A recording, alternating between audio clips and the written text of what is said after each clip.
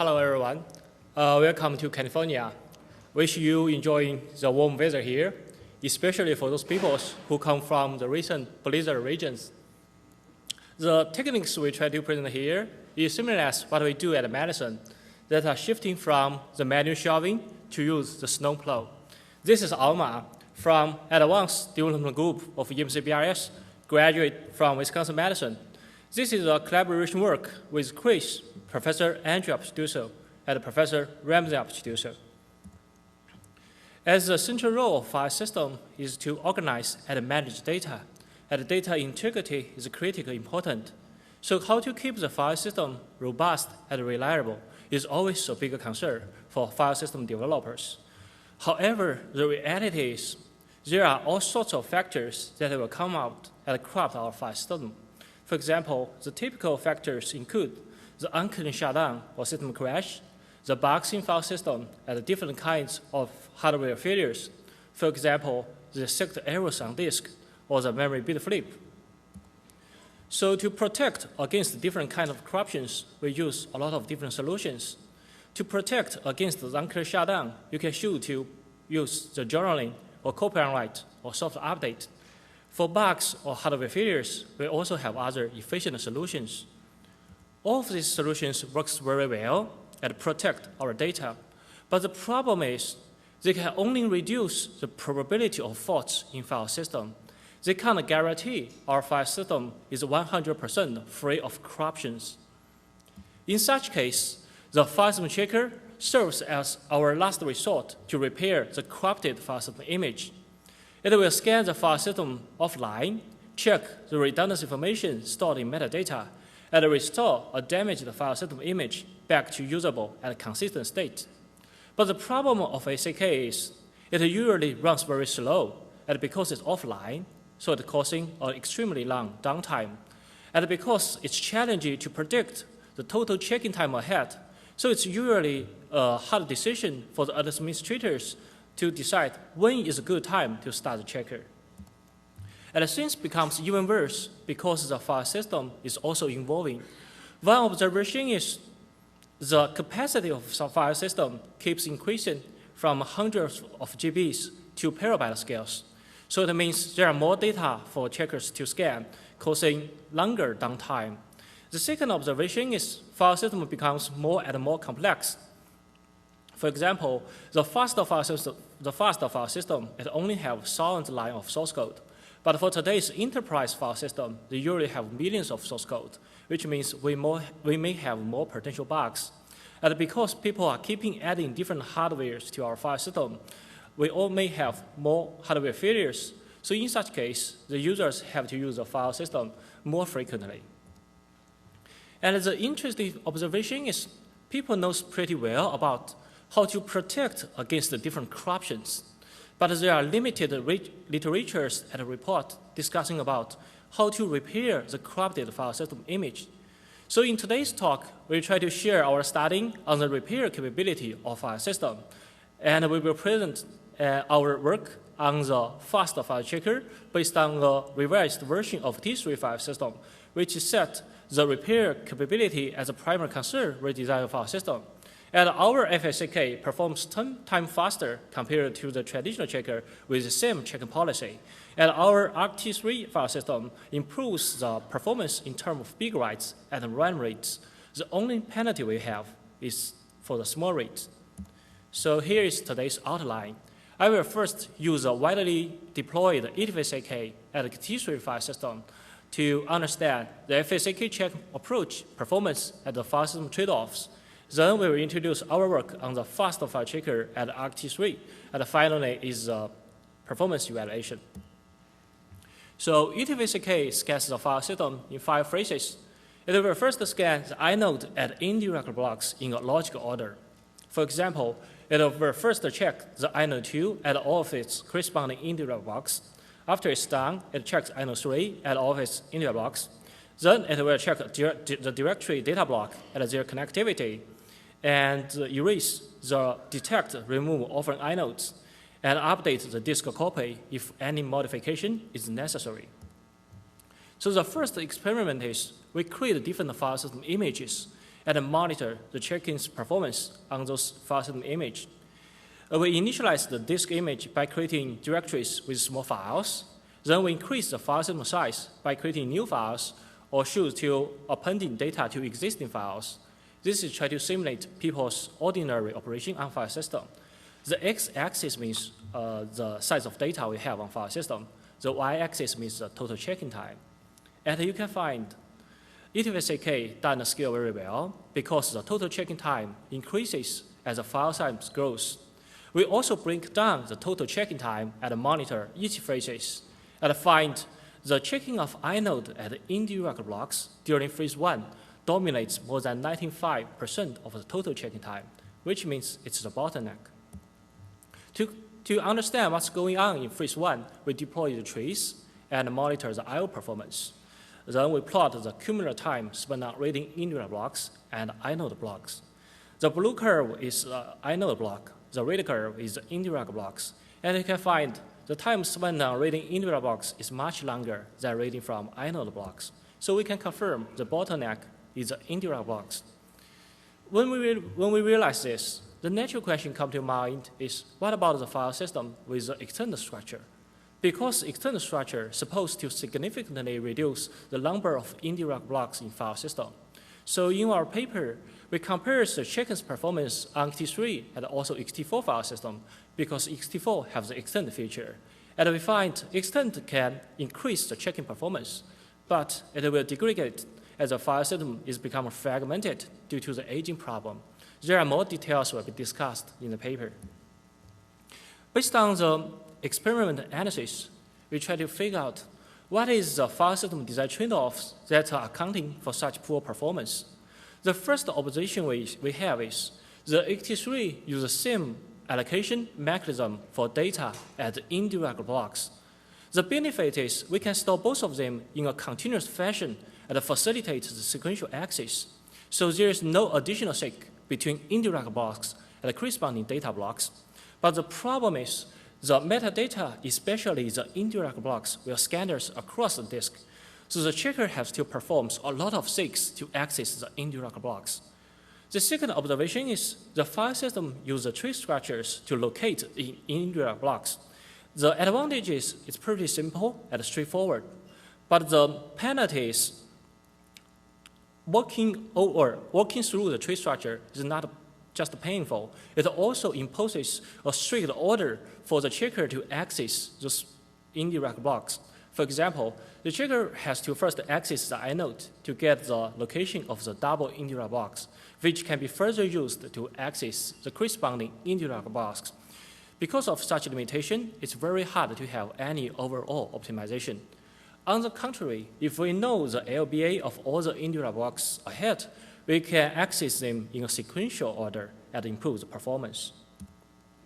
So based on the observation and analysis, our speculation that why Fsck performs so poor is coming from the fact that people didn't think about the repair capability when designing the file system. So therefore, the file system has very limited support for the checker, and the checker is always developed as a peripheral addition rather than a tight component. Therefore, it limits the improvement potential just from the checker's perspective. So to completely address this problem, we propose and implement the fast file checker and a modified version of ext3 file system, the Rext3. We consider the faster repairing capability when designing the file system and enable Rext3 to provide all the necessary support for the fast file checker. More specifically, we want our Fsck to check the file system in the most efficient way and performs robust against the system aging problem. And we think nobody wants to sacrifice the file system performance to benefit just a checker. So we expect our Rext3 system can still perform competitively to ext3 file system. Before diving into our new Rext3, it might be better to give some introduction of the ext3. So ext3 will separate the file system image into fixed size block groups. At the beginning part of block group, it stores all the kinds of metadata, including superblock, the summary information for the group, the bitmap for data and bitmap for inode, then comes the inode table and the data blocks. The features we add in Fsck RX3 have 4. The first is the new disk layout. Second is use the disk order scale to replace the logic order scale. Then our policy to avoid the memory saturation and how to fast recovery in the face of multiple claimed data blocks. So this is the new disk layout in RX3. We decoupled the allocation of indirect blocks and data blocks. More specifically, RX3 will reserve an indirect region right after the inode table, and it will merely store the indirect blocks and the directory data blocks.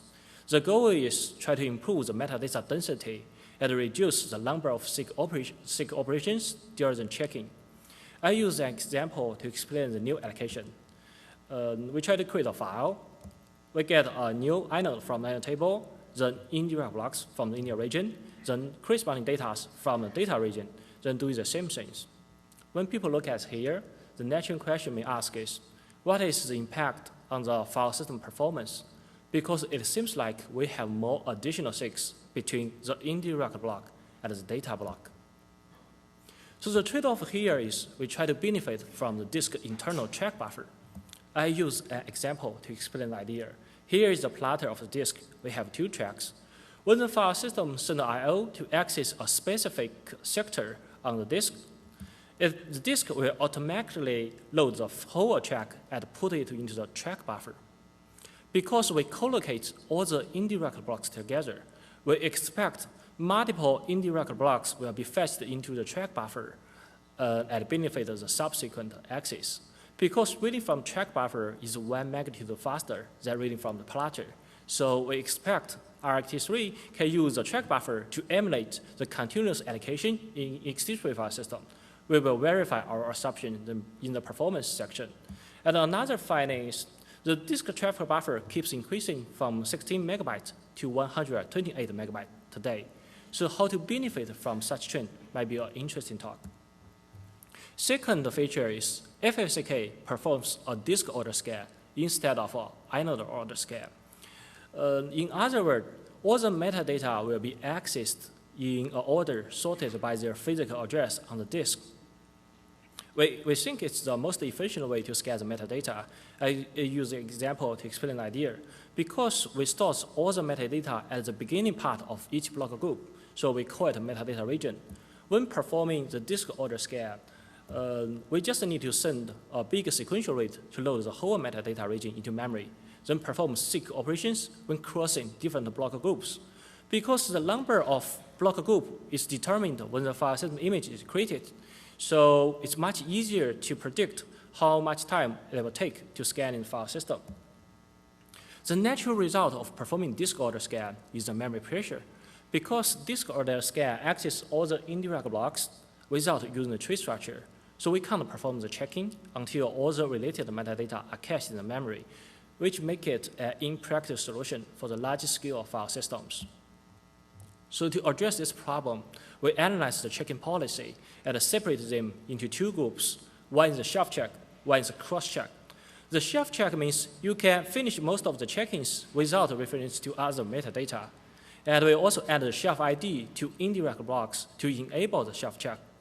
Once the shelf check is performed, you can remove those unused fields for cross check and only maintains the statistic information which are needed for the cross check.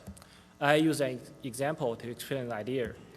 Here is a disk copy of the indirect blocks. We add the back pointers as the shelf ID.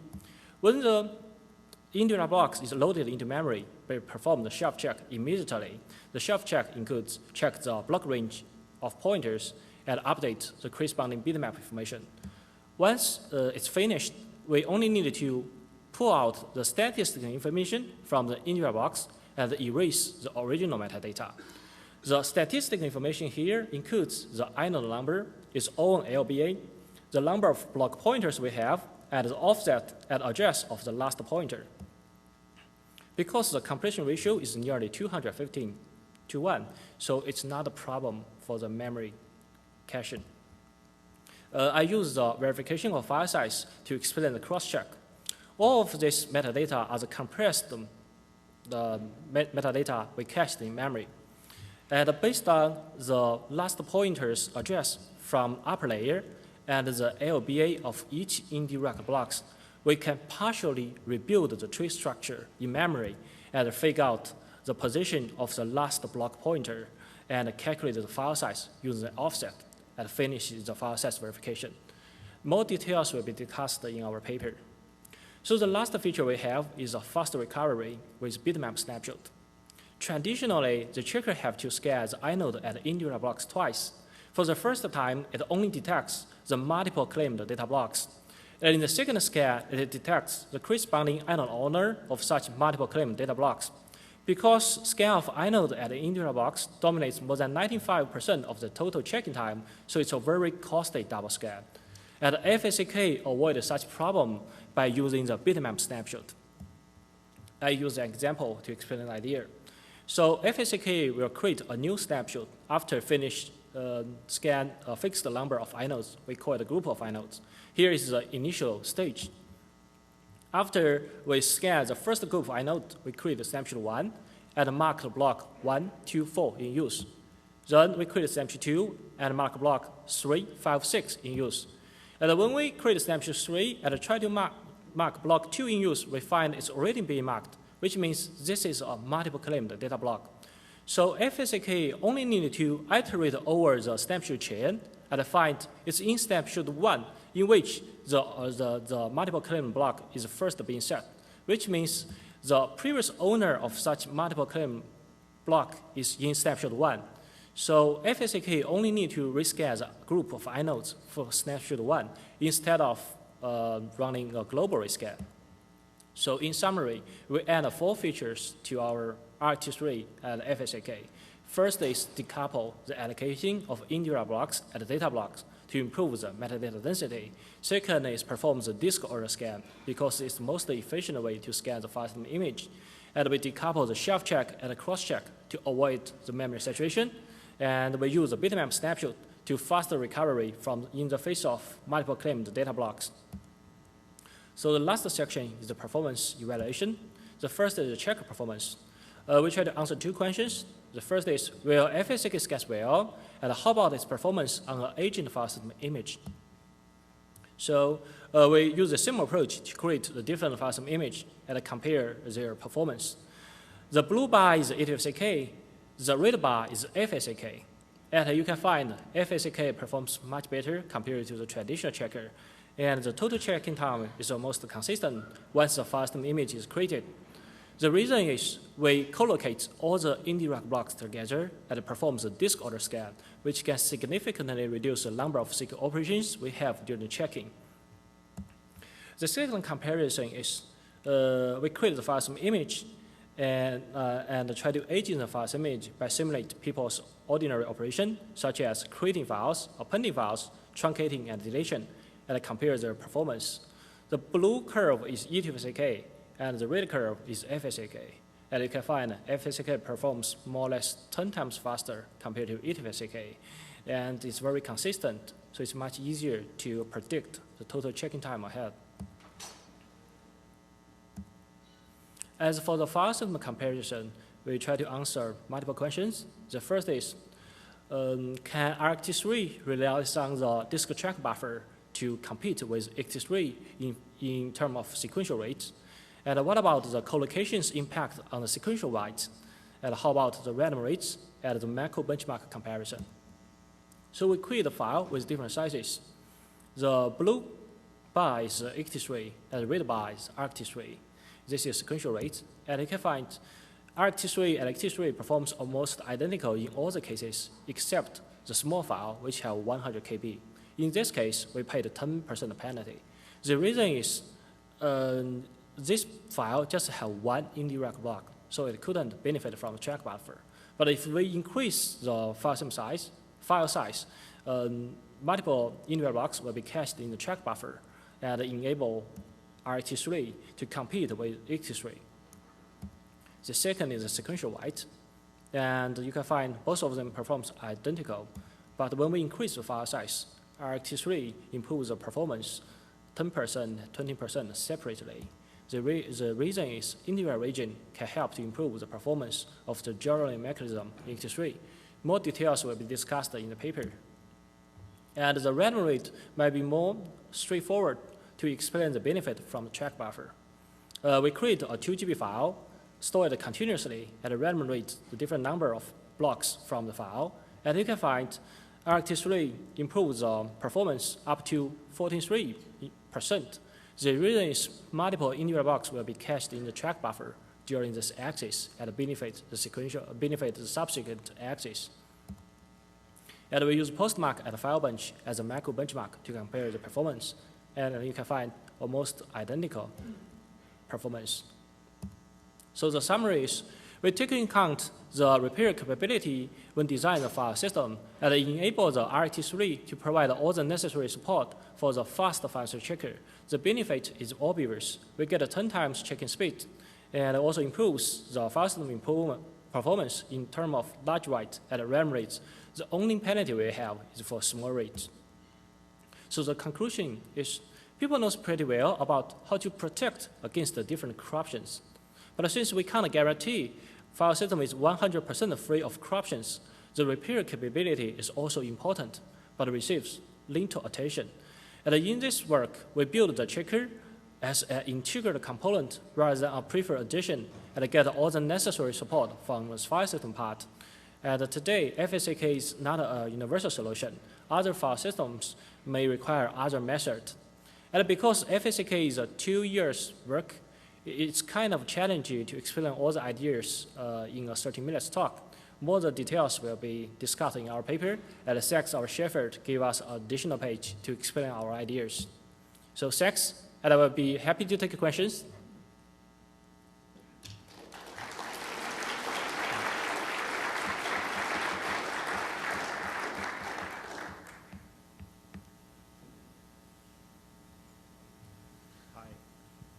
Hello, it's Andrea from Intel.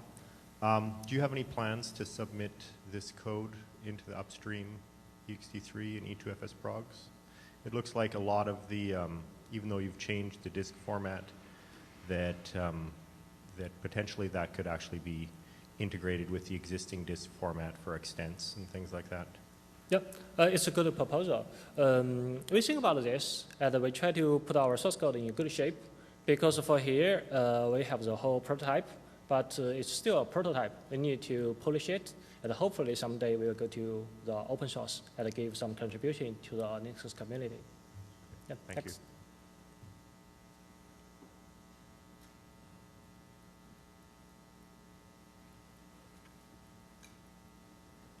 I'm from Semantic Research Lab. I have one question about the breakdown. If you don't change the file system layout, only use the other methods mentioned in the paper, then how much improvement can you get?